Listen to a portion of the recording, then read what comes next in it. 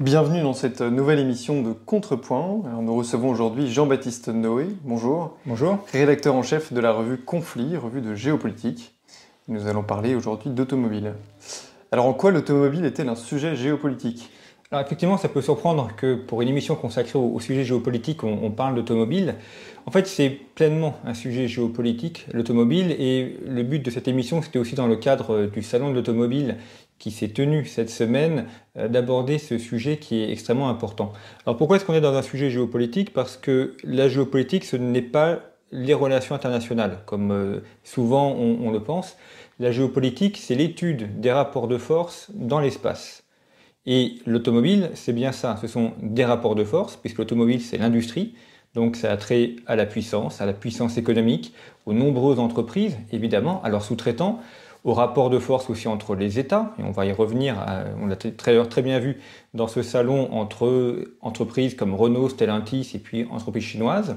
Donc ça, c'est pour la partie rapport de force.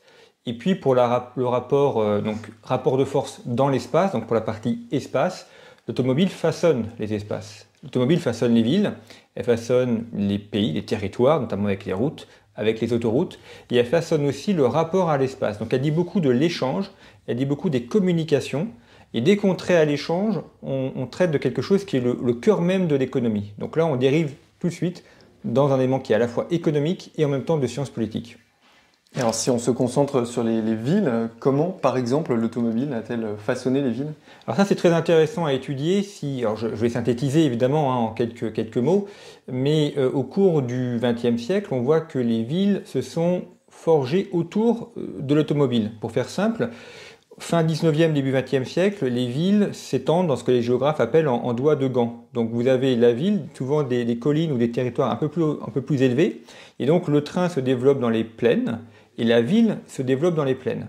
Et à partir des années 1950-1960, la voiture permet d'accéder à ces territoires relevés, là où le train ne pouvait pas aller. Et donc on voit l'apparition de développement urbain sur les territoires plus élevés. Je pense en région parisienne, par exemple la région de Sarcelles, il débute également dans le 93, dans le sud de Paris aussi. On a ça également dans les grandes villes de province. Et donc on voit une nouvelle forme d'urbanisation qui est plus en hauteur. Et puis, on a également une forme d'urbanisation qui est l'habitat pavillonnaire. Alors ça, c'est le rêve des Français. Ça, c'est typiquement français. On l'a pas en Espagne, on l'a pas en Italie. Alors en disant ça, je ne porte pas un jugement de valeur, c'est un constat. Le rêve du Français, c'est le pavillon. C'est un habitat à la fois individuel, avec un jardin, avec une clôture. Et puis, ce pavillon est permis par la voiture, puisqu'on va à la maison en voiture, on se déplace au centre commercial. Et on voit bien d'ailleurs que dans l'attaque contre la voiture aujourd'hui, ce qui est remis en cause aussi, c'est ce modèle de vie. Et là, ça pose un problème démocratique. Parce qu'on peut dire le pavillon, ce n'est pas bien pour différentes raisons, parce que ça fait un étalement urbain, parce que ça détruit les terres agricoles pour les remplacer par des villes. Pourquoi pas? L'argument peut être recevable, mais il n'empêche que c'est le rêve de la majorité des Français. Donc dans un système démocratique, où c'est la majorité qui décide, là c'est une minorité qui va à l'encontre d'un rêve majoritaire. Donc ça pose aussi un problème politique. Et on voit que donc, les villes, les économies, les aménagements urbains sont façonnés par la voiture, sans compter évidemment les autoroutes, qui en France jouent un rôle fondamental. D'ailleurs, c'est même souvent un sujet politique, question de qui va organiser les autoroutes, mais aussi les départementales, les nationales, etc. Et donc là, le territoire se structure autour de ces lignes que sont les voies routières et les points que sont les villes. Alors si on revient à la dimension géopolitique de l'automobile, donc les luttes d'influence et de pouvoir, en quoi la lutte contre l'automobile est-elle aussi une lutte contre les échanges ? Alors ça, c'est un point intéressant et que je veux dire m'a souvent interpellé parce que on a depuis une vingtaine d'années quelque chose qui va bien au-delà de simplement la simple politique. On peut entendre le raisonnement qui est de dire qu'il faut limiter le nombre de bouchons dans les villes, qu'il faut faciliter les transports, c'est évidemment souhaitable, et donc il faut développer des modes de transport alternatifs, type transport en commun, vélo, etc.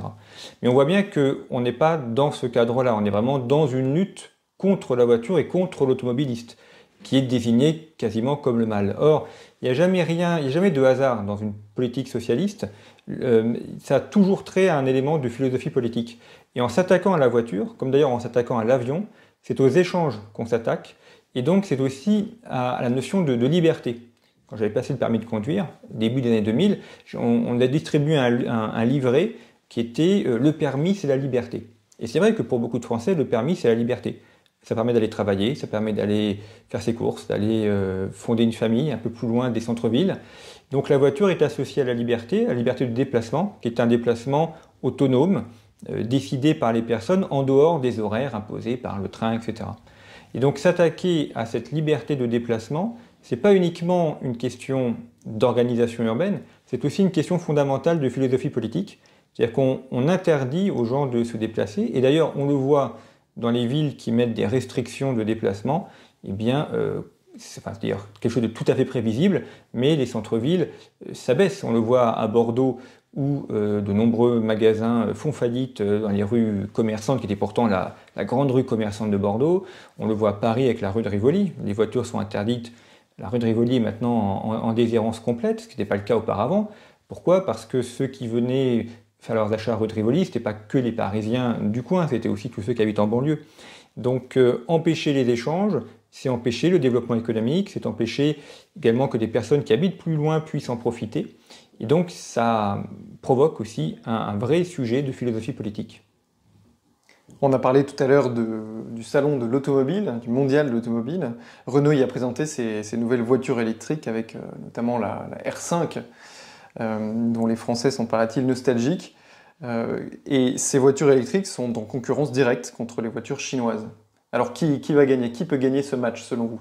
Alors ça c'est vraiment un sujet important parce que là on est vraiment au cœur d'une guerre industrielle.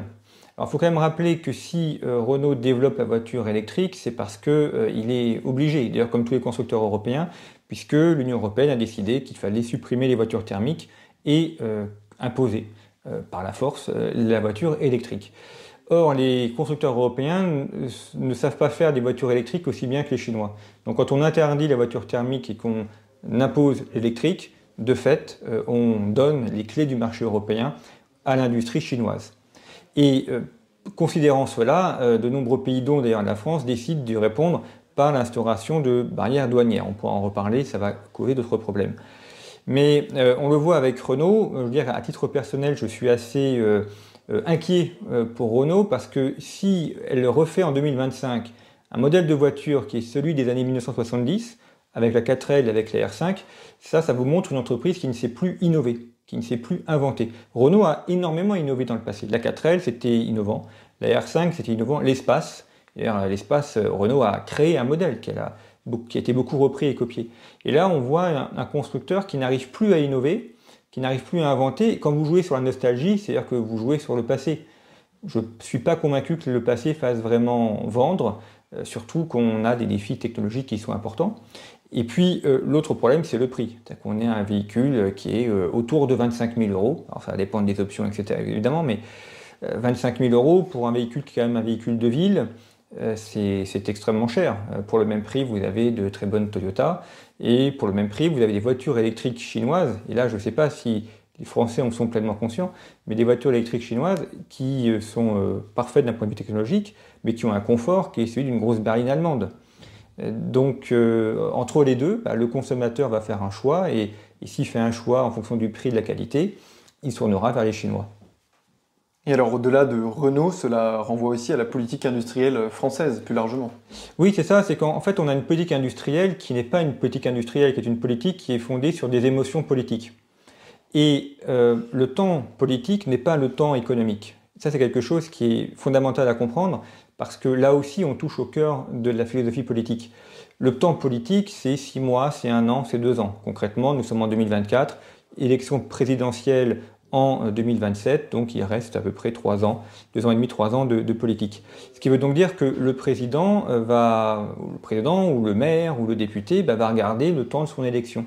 Évidemment, ça c'est pas le temps d'un industriel. Quand on lance un modèle de voiture, il faut 10 à 15 ans pour que le modèle soit mûr. Pareil d'ailleurs dans les médicaments, on l'a vu avec le drame de l'affaire Doliprane. Pareil dans le pétrole. Et donc on a des politiques qui par des lois prennent des mesures sur un temps extrêmement court, mais qui n'est pas du tout le temps de l'industriel. Moi, ce qui me frappe à chaque fois que je parle avec des Chinois, que ce soit des industriels ou des politiques, c'est qu'ils parlent toujours sur un temps de 50 à 100 ans. C'est vraiment impressionnant. Ils nous disent, mais la Chine dans 50 ans c'est ça, la Chine dans 100 ans c'est ça. Alors eux ils seront morts, mais ils ont cette vision du temps à 50 ou 100 ans. Ce qui fait que là, vous pouvez effectivement avoir un accord entre le temps politique et le temps économique. En France ou en Europe, c'est pas possible, puisque on est d'un côté des industriels qui vont faire des choix sur 10 ans, 15 ans, voire plus, et le politique qui est vraiment sur un temps beaucoup plus court. Je vous donne un dernier exemple. Le gisement du Kashangan, aux mers Caspiennes, qui est un des gisements estimés comme étant le plus important en matière d'hydrocarbures. Total a commencé à faire ce forage en 1994. Et les premières exploitations du gisement, c'est 2016, 2017. Et aujourd'hui, le gisement n'est pas encore complètement mûr. Donc il a fallu quasiment 30 ans entre le moment où Total commence à faire ses fouilles dans le mer Caspienne et le moment où on peut enfin sortir des hydrocarbures. C'est évidemment un temps extrêmement long. Et c'est le même problème pour l'industrie. Et c'est pour ça que Renault, comme Stellantis d'ailleurs, sont extrêmement gênés. Alors après, on va dire, il faut l'État stratège, il faut que l'État intervienne. En fait, l'État intervient, mais il intervient mal, il intervient à contre-temps. Et donc, c'est en train de ruiner l'industrie automobile. Et derrière l'industrie, c'est pas que Renault ou Stellantis, ce sont également tous les sous-traitants, l'industrie qui intervient également pour faire une voiture, dans les fauteuils, les sièges, les pneus, évidemment. Et donc, et là, c'est un sujet éminemment géopolitique, ce sont tous les territoires où il y a ces industries. Et derrière, du chômage potentiel ou de la dépression pour les territoires concernés. Merci Jean-Baptiste Noé d'avoir répondu à nos questions. Merci à ceux qui nous écoutent pour leur fidélité aux émissions de Contrepoint. Et à bientôt pour une nouvelle émission. Merci à vous.